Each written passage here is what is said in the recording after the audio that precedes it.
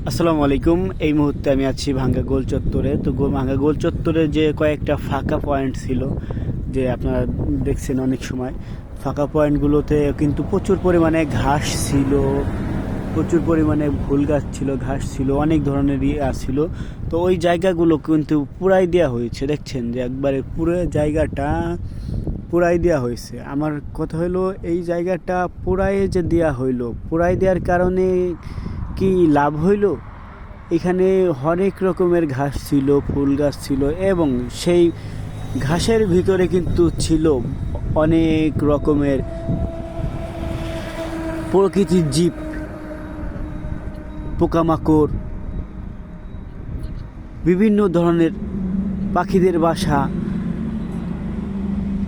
বিভিন্ন ধরনের ছিল, এখানে প্রাণী ছিল। তো এই হরেক রকমের পোকামাকড় ছিল, অনেক ধরনের, অনেক মানে জীবন আছে, এরকম জিনিসপাতি ছিল। এগুলো পুরাই দেওয়ার কারণে সেই জীবগুলো, জান আছে যেগুলোর ভিতরে, তাদের কি অবস্থা ছিল, মানে তাদেরকে তো ধ্বংস করে দেওয়া হইলো। এই পুরাই দেওয়ার মানেটা কি আমি তো বুঝলাম না। এখানে এই গাছটা ছোট করতে হবে কিংবা কাইটে দেওয়া গেত, পুরাই দেওয়া। এটা কোন নিয়মে পড়লো যে পুরাই দিতে হয়?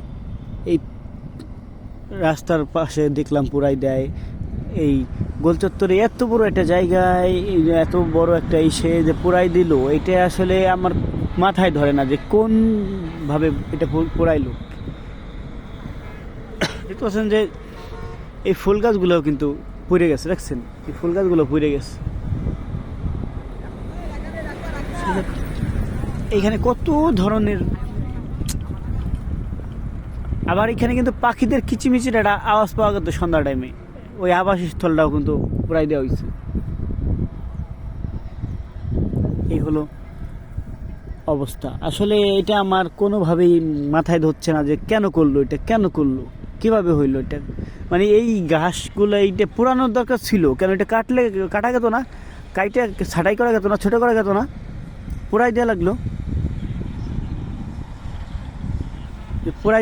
পুরাই সব মাইরে ফেলানো হলো। এখানে যে ঘাস পাতা যা ছিল, কিংবা ভিতরে যত ধরনের পোকামাকড়, বিভিন্ন ধরনের যে পরজীবী ছিল, বিভিন্ন ধরনের যে আপনার ছিল, যে জীবগুলো ছিল,